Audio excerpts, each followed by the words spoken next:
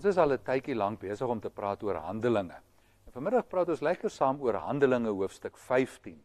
Jy sal nou onthou dat in Handelinge het ons nou gesê kry ons eintlik twee verhale wat so parallel met mekaar loop. Aan die een kant die verhaal van die kerk wat groei, getalle wat meer word, Paulus en sy vriende doen sendingwerk, verkondig die evangelie en meer mense sluit hulle aan by die kerk. Dis die een verhaal, die kerk wat groei. Maar parallel daarmee het ons nou al van mekaar gesê, is daar ook 'n tweede verhaal in Handelinge. 'n Verhaal wat vertel van teëspoed, hartseer, die krimp, die moeilikheid wat die kerk beleef en ervaar. Ja, gelowiges word in die tronk gegooi, doodgemaak, selfs verban. Dis die tweede verhaal in die boek Handelinge. Maar is so ietsie meer oor iets tussen hierdie twee verhaallyne van die kerk wat groei en die kerk wat teëspoed beleef. In Handelinge 15 lees ons nou 'n interessante ding waar Paulus en sy vriende vir so lank al sendingwerk doen dat dit nie net meer in Jerusalem of Judea in die ou landstreek Israel is waar Christene is nie, maar reg oor die bekende wêreld is daar nou Christene wat hulle aansluit by die kerk. En dit gebeur ook dat Paulus so preek dat 'n klompie heidene nou hulle aansluit by die Christene. En nou in gedagte, tot op hierdie stadium het almal gereken die Christene is maar eintlik 'n tipe Jood. Dis 'n sekte binne die Jodendom, as mens sou wou so sê. So baie van die Jode was nou die eerste mense wat almal gedink het, hulle moet die evangelie hoor om hulle te bekeer tot hierdie nuwe vorm binne die Joodse godsdiens, die Christene. Maar nou onder Paulus se prediking het dit nou gebeur dat 'n klompie heidene, mense wat nie Jode was nie, ook bekeer en Christene word. En hier ontstaan daar nou 'n dilemma vir die kerk. Die vraag is nou, jong, moet 'n mens nie maar eers 'n Jood word voordat jy 'n Christen word nie, juis omdat die Christene nou maar eintlik beskou is as 'n deel van die Joodse godsdiens.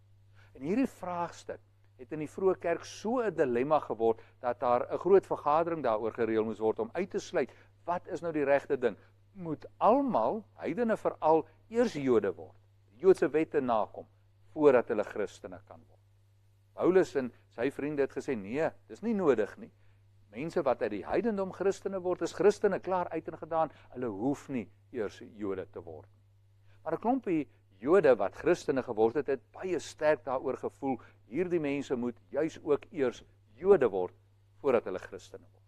Die uiteinde is, 'n groot vergadering word beplan, om hierdie saak te debatteer.